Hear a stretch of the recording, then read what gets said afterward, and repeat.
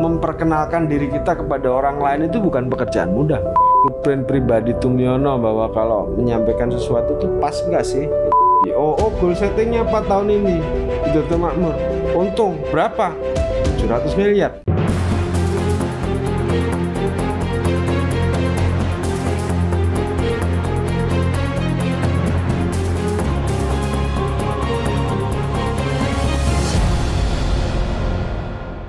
Halo rekan muda, selamat datang kembali di channel Widodo Makmur TV pada segmen Tumiana Says bersama saya Nur Iswan.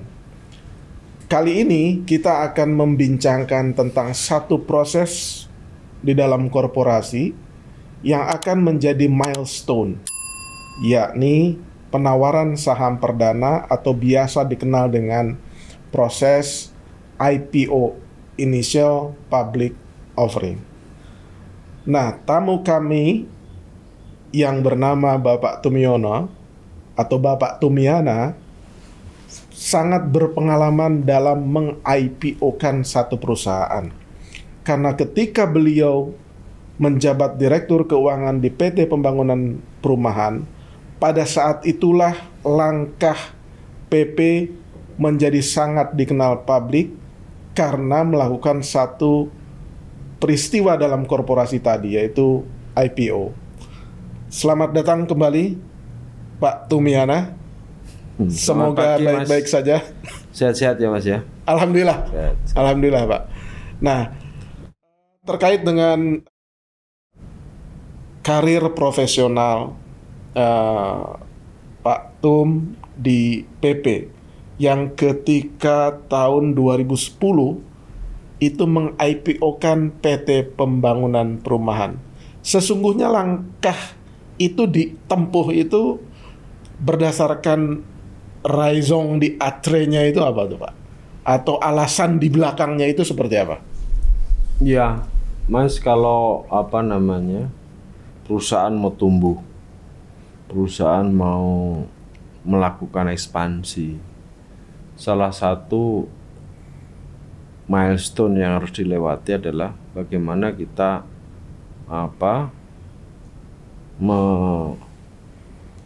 meleverage company itu adalah IPO. Kenapa harus IPO? Saya akan cerita sedikit tentang waktu itu tentang BP yang pada masanya sebelum saat itu pada tahun-tahun itu belum common. Kenapa? IPO itu belum begitu dikenal sama masyarakat luas. Okay. Nah, bursa saat itu masih di angka kapitalisasinya masih di angka 1.350 kira-kira. Triliun. Ya, sekitar itu 1.350 triliun kapitalisasinya. Nah, PP juga saat itu boleh dibilang industri konstruksi kedua IPO. Setelah yang lain. Waktu itu pertama Wika kalau nggak salah Wijaya itu tahun 2007 atau 2008. Oke. PP itu tahun 2010 Pak? Iya, PP itu 2010. Wika lebih duluan kira-kira 2 tahun ya. 2 tahun sebelumnya. Oke. Antara 2008-2007 itu yang terjadi. Nah saat itu bagaimana meleverage company, BP pada saat krisis sudah 49% itu sahamnya dimiliki oleh karyawan. Nah, untuk meleverage itu bukan pekerjaan mudah.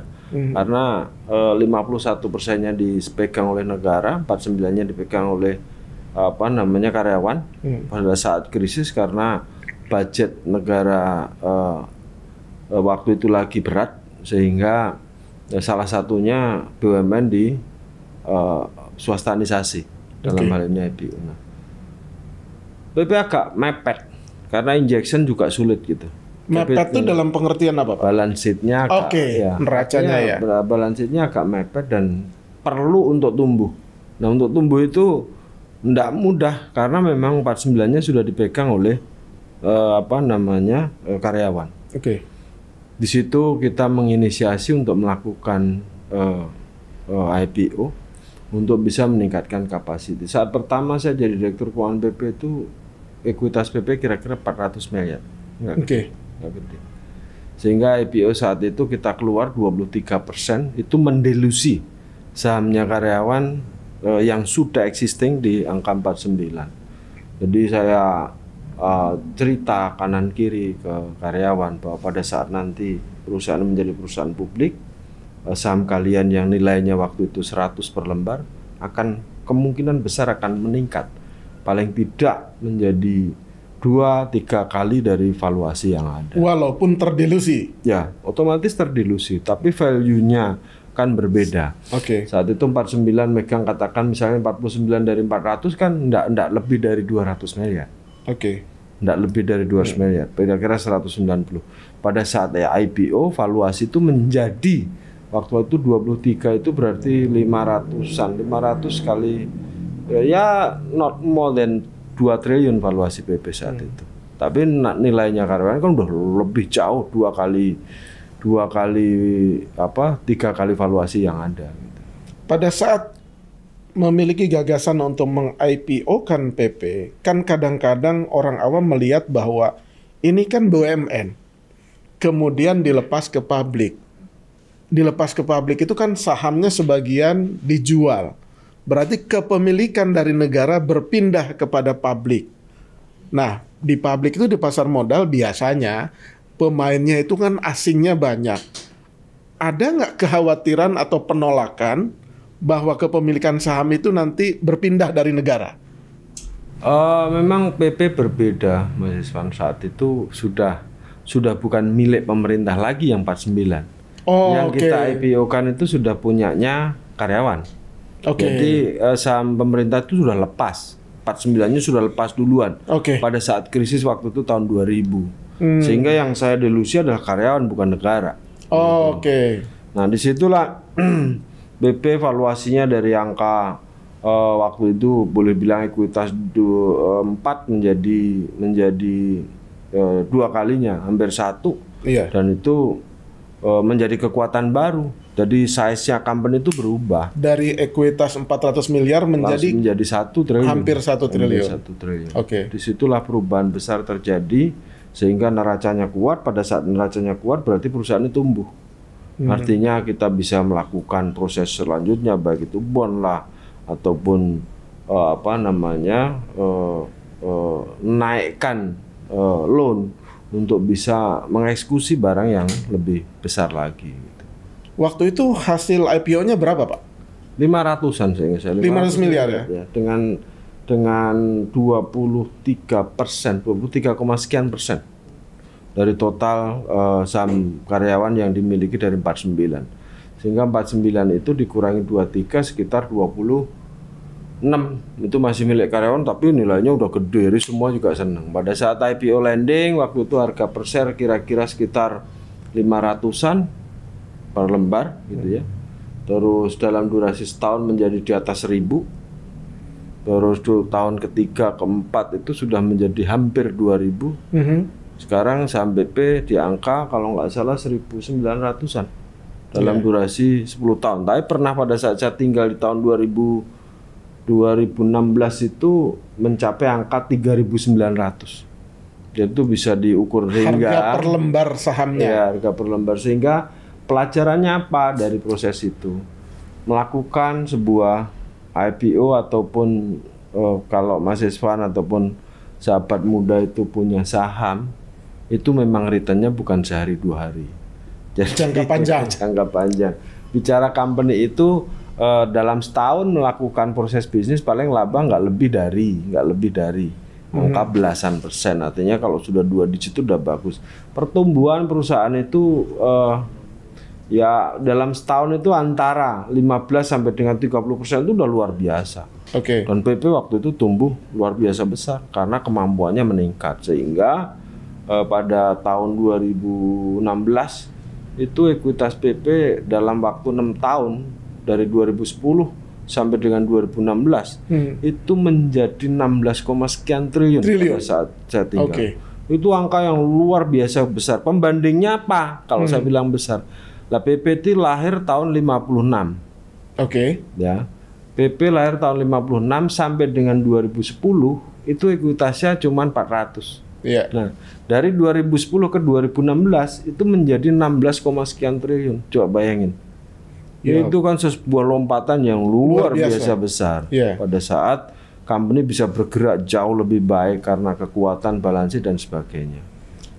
Ini kan rekan muda ini kan banyak yang mungkin masih belum tahu atau sedikit pengetahuannya tentang bagaimana sebuah korporasi itu melakukan satu IPO. Persiapannya berapa lama, Pak? Sejak dideklarasikan bahwa PP akan IPO sampai listing di 2010 itu? Kira-kira setahun, Mas. Setahun. Jadi, prosesnya susah apa nggak, Pak? Karena kan itu menjadi perusahaan publik, regulasinya semua masuk, regulator masuk semua, mengamati legal aspeknya di due diligence, ya kan? Ya. Ini sulit nggak sih, Pak? Meng-IPO-kan itu? Bahasa sulit sih saya nggak pernah bilang sulit, nggak pernah. Jadi tidak ada kalimat sulit itu nggak ada. Hanya saja pada saat kita perusahaan itu IPO, pertama tata kelola perusahaan akan membaik. Itu adalah kejadian yang semua teman-teman harus tahu. Itu yang namanya GCG, yang namanya tata kelola itu pasti akan membaik. Karena yang nuntut tidak diri kita sendiri. Sehingga semua menjadi perusahaan terbuka, apapun aksi korporasi, publik berhak tahu untuk bisa mengetahui terhadap pergerakan perusahaan itu sendiri. Jadi tidak ada yang sulit. Kenapa tadi saya bilang setahun? Jadi kalau saya bilang setahun itu sebenarnya secara aturan dibatasi antara bulan ke-1 sampai dengan ke-6. Jadi kalau IPO itu kalau pakai misalnya buku Juni, berarti maksimum berlaku buku itu sampai Desember. Itu regulasi normal. Ya 6 bulan sebelumnya preparation diri kita lah, nyiapkan legal access dan sebagainya, company kita on apa enggak dalam tata kelolanya, aturan main harus dibuat dan seterusnya sehingga kita menentukan bulan ini kita mulai. Jadi itu dihitung 6 bulan setelah itu gitu. Banyak hal bisa kita dapat dari proses itu apa? Karena pada saat perusahaan itu sudah TBK, itu semua orang punya hak untuk tahu. Pada saat orang hak untuk tahu, berarti kita dipacu untuk melakukan bisnis proses yang lebih baik. Itu yang didapat intangible. Yang didapat yang lain apa? Kita kan racing fund lebih murah, Mas. Ya, lebih murah. Jadi kalau kita bandingkan misalnya selain kemampuan perusahaan meningkat, kita juga dapat funding itu juga lebih murah dibandingkan kita konvensional bank gitu. Itu dengan maksudnya kan dengan meminjam, karena kalau meminjam ke financial institution kan itu ada cost of fund, ada biaya dana. Tapi kalau dengan IPO kan tidak ada cost of fund. Ya. Tapi kan ada dividen, Pak. Ya, itu kan sharing profit normal aja. Normal aja. Padahal walaupun tidak wajib. Kalau mahasiswa ataupun teman-teman muda yang lain mau melakukan pembelian saham kan memang dapat return dari mana? Dari dividen payout gitu. Payout. Sehingga laba dari sebagian laba didistribusi kemana? Ya ke pemegang saham. Salah satunya siapa? Ya orang yang memegang saham kita dan company itu sendiri gitu. Dan di dalam company kan bisa di-leverage lagi menjadi sesuatu yang baru. Apa itu bentuknya? Mau investasi, mau ekspansi perusahaan dan sebagainya. Tapi waktu proses itu kan itu sesama pemerintah, Pak. Maksudnya PP itu ya bagian dari negara, kemudian regulator juga bagian dari negara. Jangan-jangan kan ada ya proses yang mungkin dipermudah. Ada nggak, Pak? Kalau bahasa dipermudah itu saya bilang enggak juga. Enggak begitu. Karena tata kelolanya atau aturan bakunya sudah ada sih. Aturan bakunya sudah ada. Sehingga kalau negara sama negara ya lebih mudah sih enggak, tapi lebih lancar lah. Lebih lancar karena prosesi itu kan prosesi di dalam orang juga image-nya juga beda. Padahal orang berlaku sama tuh apple to apple treatment, mau swasta mau BUMN sama. Nah, pada saat proses sudah IPO-nya itu menjual saham PP itu gampang atau ngeri-ngeri sedap itu loh. Nggak gampang juga karena meyakinkan kepada investor itu tidak BUMN tidak swasta sama. Sama, Mas. Jadi boleh dibilang kalau Ya dulu saya kalau keluar itu dianggap kecil, dikecilin orang, dari orang luar karena market cap-nya kecil. Cuma dua ya biasa aja. Itu namanya memperkenalkan diri kita kepada orang lain itu bukan pekerjaan mudah. Iya. Jadi baru ketemu orang yang punya apa namanya dana kelolaan gede, market cap-nya berapa? Itu pertanyaan nyinyir pertama yang kita dapat. Bukan nyinyir sih sebenarnya. Ya kita harus sadar diri. Memang size company kita nggak gede ya kita berarti masuk ke investornya yang level mana. Oke. Tapi pada saat sudah mengenal baik ya itu beda lagi. Nanti setelah landing di bursa, oh bagus ya perusahaan ini ya, tata kelolanya oke, achievement labanya oke. Contoh kasusnya ya saya sekarang landing kan WMUU. Ya tidak semua orang langsung tahu. Saya harus menyampaikan itu apa yang direncanakan oleh WMUU. Harus tahu semua. Nanti setelah tahu kan cinta. Gitu. Iya betul. Kalau nggak tahu kan nggak cinta. Itu semua akan mengalami hal yang sama. Gitu. Sejak Pak Tum meng-IPO-kan PP, kemudian ke perusahaan sendiri yang Widodo Makmur Unggas, itu jumlah yang sudah di-IPO-kan berapa, Pak? Termasuk anak perusahaan yang di PP atau di Wika, plus yang di Widodo Makmur Unggas. Ya, banyak hal setelah saya lewati nanti dilihat aja. Kalau saya statement jumlah itu kan nggak baik juga. Kan periodenya kan kelihatan itu ya. Dari 2016 sampai 2018 berapa yang IPO dan itu proven di market semua. Baik PP Indo, PB Property maupun PPRE dan seterusnya di Wika. Itu semua kan proven di market. Iya. Proven di market itu istilah saya itu menjadi footprint. Oke. Footprint pribadi Tumyono bahwa kalau menyampaikan sesuatu itu pas nggak sih gitu. Oke, kadang-kadang ada pertanyaan begini Pak, kalau meng-IPO-kan itu yang kita jual ini adalah proyeksi, ya kan? Nah kadang-kadang orang tuh nggak yakin kan, karena capaiannya misalkan di sini, proyeksinya di sini. Nah yang membuat Pak Tum yakin angka itu tercapai itu apa sebenarnya? Jadi gini, kalau membawa company itu ya harus diyakini bahwa itu akan sampai dan itu diprovenkan. Kalau dibuktikan dengan faktanya. Jadi kalau saya bawa sesuatu, kalau saya sampaikan katakan misalnya pertumbuhan tahun ini 26, ya harus kita kejar. Karena kita harus mempertanggungjawabkan statement kita kepada publik, nggak boleh nggak dikejar. Jadi apa namanya kalau saya sampaikan laba perusahaan pada tahun ini akan mencapai angka tertentu, harus kita kejar, harus ketemu caranya bagaimana. Itulah yang disebut tata kelola yang baik. Jadi pertanggungjawaban terhadap apa yang disampaikan kepada publik. Tidak hanya juga melihat forecast, karena perhitungan valuasi dari sebuah company itu kalau kita pegang sekuritas yang baik gitu ya. Ya kan mereka juga proven, nggak sembarangan. Jadi saya memforecast kan itu kan under control ataupun under calculation by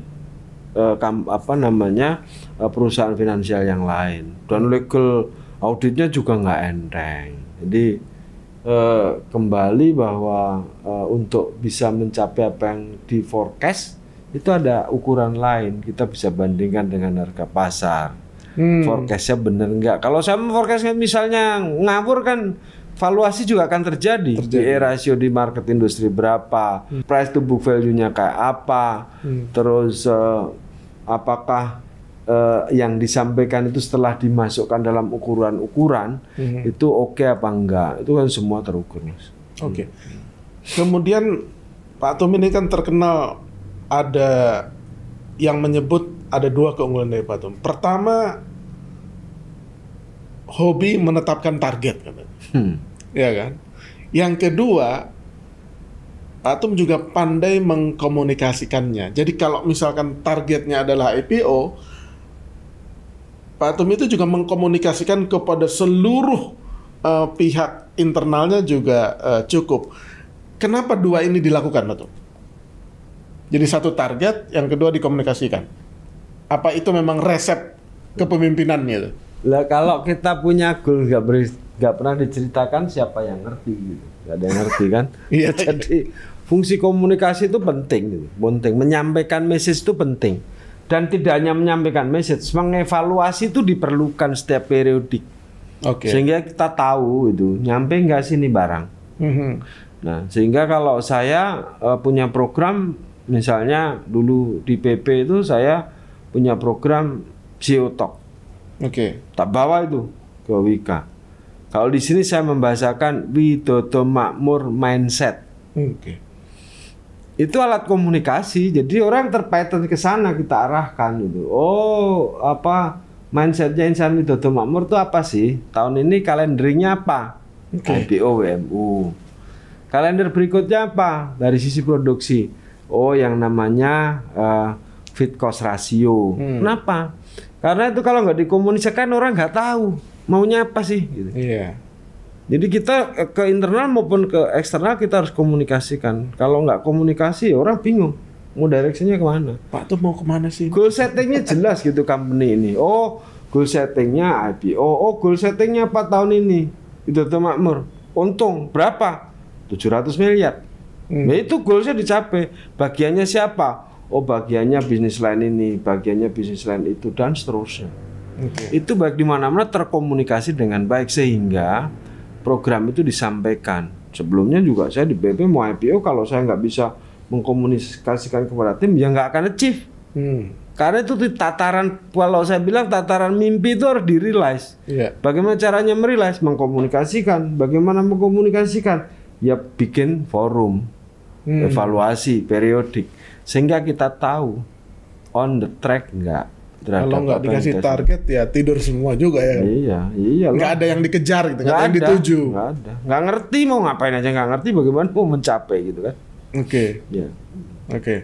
Nah kemudian Pak Tum, pada saat IPO terjadi dan uang masuk, ya kan, kekuatan yang Pak Tum sebutkan tadi, kekuatan perusahaan itu kan bertambah. Tapi kadang-kadang kan ekspansinya juga dalam tanda petik kadang-kadang ngawur gitu loh. Nah untuk menghindari uang yang masuk itu, dana publik yang masuk itu tidak terbuang percuma atau mubazir atau ekspansi investasinya gagal, itu mencegahnya seperti apa? Satu yang pertama masalah penempatan. Penempatan itu pada saat IPO kan kita memang sampaikan ke regulator maupun ke publik bahwa saya mau melakukan IPO untuk peruntukannya A, B, C, D. Dan itu harus disampaikan terus. Kalau ada perubahan dari D ke F atau ke E, itu harus dikomunikasikan lagi. Saya mau bergeser nih karena ada barang yang lebih baik di dalam sektor ini. Itu salah satunya. Satunya. Yang kedua, memitigasi. Pembuktian dari apa yang kita lakukan dalam pengelolaan perusahaan itu kan semua ada track recordnya, Mas. Ya, betul.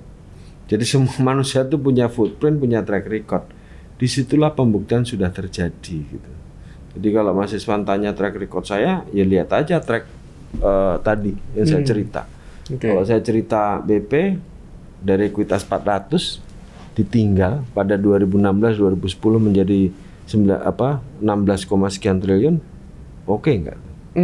Dibandingkan pembandingkannya itu dari tahun 56 ke tahun 2010. Berapa tahun tuh? Berarti 2010, 2056. Berarti kira-kira 50 tahun, 54 tahun. Itu ngumpul ekuitas 400 miliar. Tapi kalau 10 tahun naik menjadi 16 triliun, kan sesuatu yang luar biasa gitu, biasa. Kemudian gini, kalau meng-IPO-kan anak perusahaan atau induk BUMN, ya semua orang tahu, oh negara punya, pasti mereka juga kenal. Tapi yang terakhir ini, Pak tuh meng-IPO-kan perusahaan yang di publik itu belum dikenal. Ya mungkin untuk kalangan tertentu orang kenal, Widodo Makmur misalkan di kalangan industri pangan, pemerintah juga mengetahui dengan baik. Tapi masuk ke publik, itu apa yang membuat Pak Tum percaya diri bahwa perusahaan, anak perusahaannya Pak Tum sendiri, milik keluarga itu bisa diterima oleh halayak dengan baik? Pak Esvan atau teman-teman yang lain yang mudah saya untuk bayangan ya. turnover dari industri pangan itu dalam setahun itu lebih dari 1.300 triliun. Oke. Itu luar biasa besar angka itu. Sektor yang digelutin itu angkanya berapa? Sektor yang digeluti itu angkanya, kalau tadi bicara ayam, ini lompat nih Pak Iswan nih. Nanti bisa kita bahas khusus untuk segmennya itu tuh Makmur. Ini saya kasih gambaran besarnya. Bahwa itu angkanya cukup besar, market turnovernya ada 1.300, kita masuk ke industri kita kira-kira sekitar satu titik karkas itu sekitar 120 sampai 125 triliun. Itu angka yang gede. Nah itu segmennya nanti kita cerita. Tadi kita ngomong tentang IPO-nya PP, IPO-nya anak-anaknya PP, sehingga terjadilah perubahan ekuitas yang begitu besar. Itu mobilisasi uang yang gitu besar untuk bisa meleverage company. Step berikutnya apa? Setelah itu nyampe, kita susun namanya business line. Jadi itu untuk alat ataupun sarana untuk bisa menempatkan ekuitas kita menuju ke titik-titik ataupun menuju ke bisnis-bisnis yang layak dikelola. Kembali ke proses IPO waktu Pak Tum di BUMN, Pak Tum. Kan tentu Pak Tum mengetahui lah dengan ilmunya Pak Tum, namanya itu ilmu tafsir gelagat. Artinya gelagat tuh kadang-kadang tidak semua orang yakin dengan target IPO-nya Pak Tum. Pasti ada yang nyinyir atau suara yang mungkin sumir. Nah, menghadapi suara-suara negatif seperti itu, posisi hati dan pikiran Pak Tum itu seperti apa? Nggak ada pikiran apa-apa, biasa aja, provenkan aja apa yang kita rencanakan. Nanti akan terjawab gitu. Jadi mengkomunikasikan sesuatu kepada halayak itu penting. Membuktikan ucapan yang kita sampaikan sebelumnya itu penting. Sehingga pada saatnya nanti itu orang akan nerima. Tapi itu proven by time nanti. Gak bisa terus orang misalnya Pak Eswan ngomong atau teman-teman muda ngomong apa langsung tak jawab satu-satu. Gak bisa. Gak mampu kita. Jawabnya adalah nanti gradual. Nanti triwulan 1 kita nyampe di sini yang kita ceritakan. Bahwa itu Makmur itu kondisinya kayak gini. Nanti triwulan berikutnya kita ceritakan. Sama di PP juga gitu, nggak bisa orang tiba-tiba nanti market cap-nya kecil ini itu. Pada saatnya nanti orang akan mengerti. Jadi nggak pernah kecil hati kalau dianggap pesimis oleh orang itu? Nggak apa-apa, biasa aja. Biasa, karena yaitu publikasi itu diperlukan. Menyampaikan, bukan publikasi. Menyampaikan apa yang kita kerjakan itu penting. Buat orang lain tahu. Supaya pada saat nanti, pada saat sebelumnya menyatakan, market cap-nya PP kecil ya, besok kan naik. Lusa kan naik. Itu perlu stepping stone yang harus kita lewati. Itu nggak bisa. Kita nggak bisa ngelawan satu-satu pertanyaan. Ini bukan ilmu sosial. Ini barang eksak yang harus dilakukan. Gitu. Jadi terakhir Pak Tum, ketika sudah IPO, kan perusahaan itu dipersepsikan oleh market dengan baik. Nah, yang harus dilakukan oleh seorang pengelola perusahaan IPO untuk menjaga persepsi pasar itu tetap mendukung mereka atau positif terhadap mereka itu, bagaimana caranya? Buktikan aja pertumbuhan perusahaan. Apa yang diucapkan dikerjakan. Apa yang diucapkan dikerjakan, pertumbuhan dibuat. Kalau ada sesuatu komunikasikan. Cukup. Artinya kalau ada sesuatu yang misalkan menjauh keluar dari target, apa yang sudah itu sampaikan aja. Kita akan belok nih, ngomong gitu. Tapi untuk mencapai itu, mencapai apa yang goals yang sudah kita sampaikan. Terima kasih Pak Tum untuk segmen IPO ini. Nanti kita bahas segmen berikutnya. Rekan muda, baru saja kita belajar banyak hal tentang proses sebuah korporasi melakukan IPO bersama Pak Tumiana. Semoga proses IPO tersebut menjadi edukasi dan pencerahan buat rekan muda semua, karena di negara barat pasar modal atau penawaran saham perdana itu sudah sangat akrab dengan kehidupan sehari-hari masyarakat karena salah satu bentuk tabungan masyarakat atau anak-anak muda itu adalah dalam bentuk saham.